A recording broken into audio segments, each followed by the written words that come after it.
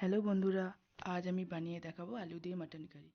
আলু দিয়ে mutton curry ছুটির দিনে গরম ভাতের সঙ্গে খেতে বেশ ভালোই লাগে। তার জন্য আমি একটা বলে 1 কেজি মতন মাটন নিয়েছি, ওটা আমি ভালো করে ধুয়ে নিয়েছি। এরপর ম্যারিনেট করতে আমি দিচ্ছি 1 টেবিল স্পুন হলুদ গুঁড়ো, 1 টেবিল স্পুন ধনে গুঁড়ো, 1 টেবিল স্পুন জিরে গুঁড়ো, হাফ টেবিল স্পুন মতো আমি কাশ্মীরি লঙ্কার গুঁড়ো দিয়েছি। 3টে আমি মিডিয়াম সাইজের পেঁয়াজ আমি বেটে নিয়েছি। পেঁয়াজ পেস্ট দিয়েছি, আদা রসুন বাটা দিয়েছি 1 টেবিল স্পুন। এখানে আমি 100 গ্রাম দই দিয়েছি আর নুন দিয়েছি 1 টেবিল স্পুন। এবার আমি মশলাগুলো সব মেখে নেব মাটনের সঙ্গে। আমি এখানে আরেকটা জিনিস অ্যাড করতে ভুলে গিয়েছি, সর্ষের তেলটা আমি অ্যাড করব, যেটা আমি 1 ঘন্টা মতো ম্যারিনেট করতে দেব।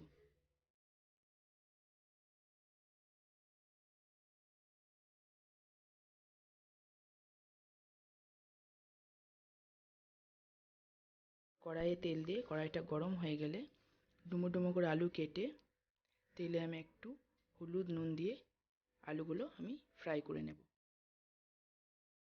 আলুগুলো ফ্রাই হয়ে গেলে, আলুগুলো দেখো প্রায় আমার ফ্রাই হয়ে গেছে, আমি এটা তুলে রেখেছি। এরপর আমি ফোড়নটা দিয়ে দেবো তেলে। ফোড়নে আমি দিচ্ছি এখানে তেজপাতা, সাদা জিরে, 2টো এলাচ, দারচিনি, লবঙ্গ আর একটু গোলমরিচ, 7-8টা মতো গোলমরিচ দিয়েছি আমি। এখানে আমি এবার মশলাটা করে নেব। ফোড়নটা ভাজা ভাজা হলে একটা সুন্দর সেন্ট উঠবে।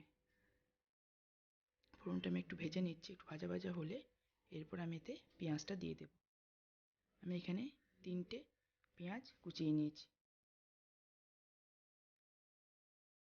পেঁয়াজটা একটু সুন্দর কালার আসার জন্য আমি এখানে একটু চিনিও দেব, চিনি অ্যাড করব, যাতে মাটনের কালারটাও সুন্দর আসে।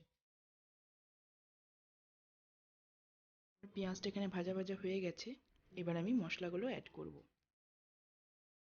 এখানে আমি দিচ্ছি আদা রসুনের পেস্ট দিচ্ছি 1 টেবিল স্পুন মতো। এখানে একটা বড় টমেটো আমি কুচিয়ে দেব, দিয়ে আমি টমেটোটা এর সঙ্গে নাড়াচাড়া করব। টমেটোটা আমার নরম হয়ে গেলে এরপর আমি মশলাগুলো সমস্ত অ্যাড করব। এখানে আমি দিচ্ছি 1 টেবিল স্পুন মতো হলুদ গুঁড়ো, 1 টেবিল স্পুন জিরে গুঁড়ো, 1 টেবিল স্পুন ধনে গুঁড়ো, হাফ টেবিল স্পুন মতো কাশ্মীরি লঙ্কার গুঁড়ো। মশলাটা আমি কড়াইয়ে এইভাবে কষে নেব, ঢাকা দিয়ে কষতে হবে। 10 মিনিট মতো মিডিয়াম ফ্লেমে মশলাটা আমি কষবো ঢাকা দিয়ে। এইভাবে মশলাটা আমি ঢাকা দিয়ে 7-8 মিনিট মতো কষবো। মশলাটা সুন্দরভাবে কষা হয়ে গেছে আমার। এরপর আমি মাটনটা অ্যাড করব।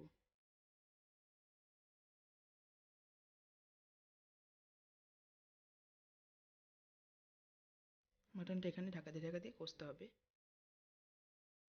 কড়াইয়ে মাটনটা এভাবে 20 মিনিট মতো আমি কষবো, ঢাকা দিয়ে কষবো, যাতে কড়াই অনেকটা নরম হয়ে যায়।